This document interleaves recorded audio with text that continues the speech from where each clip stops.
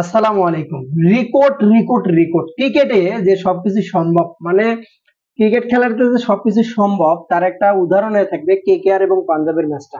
বিশেষ করেন যখন আমি অফিসে বসেছিলাম, আমার কাছে মনে হয় না যে এরা একবার খেলা দেখেছি। দেখলাম, দেখতে দেখতে মানে বের হয়ে এত রান চেস করা সম্ভব না, বাট আরেকবার যখন ঢুকলাম, রিয়েলি অনেস্টলি বলতেছি আমি খেলাটা পুরো দেখিনি। শুধুমাত্র 10 ওভার, শেষের 10টা ওভার খেলা দেখেছি, যখন বেস্ট রানটা যখন ছিল 73 রান। ঠিক আছে।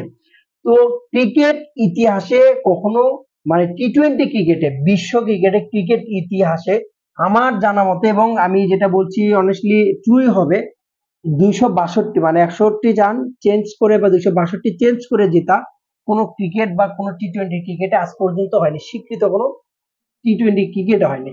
সেকেন্ড চান্স যেটা, সেটা হচ্ছে যে 45-6 আজ পর্যন্ত ক্রিকেট ইতিহাসে কোনো টি-20 ম্যাচে, মানে মানে 45টা সিক্স হয় না, মানে 45-6 আজ পর্যন্ত কখনোই হয় না। শশাঙ্ক সিং নামটা দিয়ে শুরু করি। এ নামটা স্পেশাল একটা নাম। কি কারণে স্পেশাল একটু বলছি।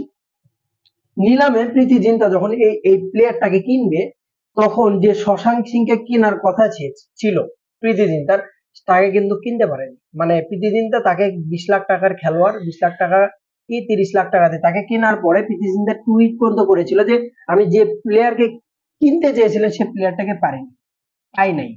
সে শশাঙ্ক সিংটা অন্য কেউ ছিল।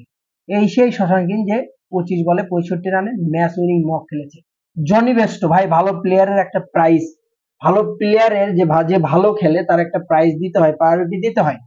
কিভাবে দিবেন? আমরা জনি বেস্টো কিন্তু আপনি দেখেন একটা 50 পর্যন্ত নেই 5 থেকে 6টা ম্যাচে, 5 থেকে 6টা ম্যাচে তার একটা 50 পর্যন্ত নেই, 50 নেই, 30-এর মধ্যে রান করতে পারেনি।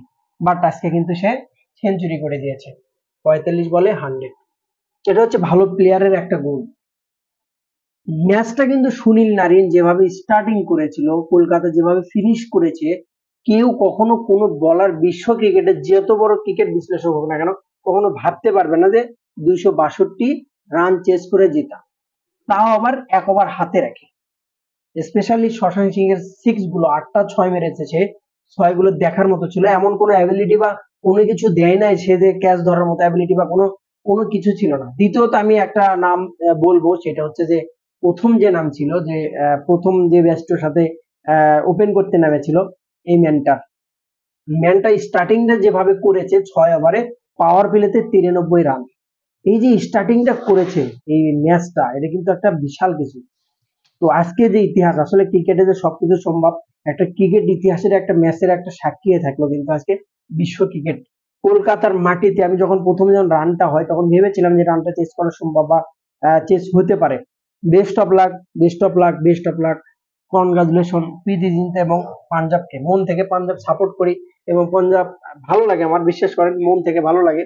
কারণ এই টিমটাতে যখন ম্যাক্সওয়েল ছিল 2014 সালে, যখন 2 রানে হেরেছিল ফাইনালে, তখন তখন থেকে এই টিমটার ফ্যান হয়ে গেছে। বাট সেভাবে ভালোভাবে নিজেকে মেলে ধরতে পারে না, বাট আরসিবির চেয়ে কিন্তু যথেষ্ট এবার ভালো আছে। তো সব মিলিয়ে যেটা একটা ইতিহাসের সাক্ষী হয়ে থাকলাম, জাস্ট আপনাদের শেয়ার করলাম। অবশ্যই ভালো থাকবেন, ক্রিকেট এনজয় করুন।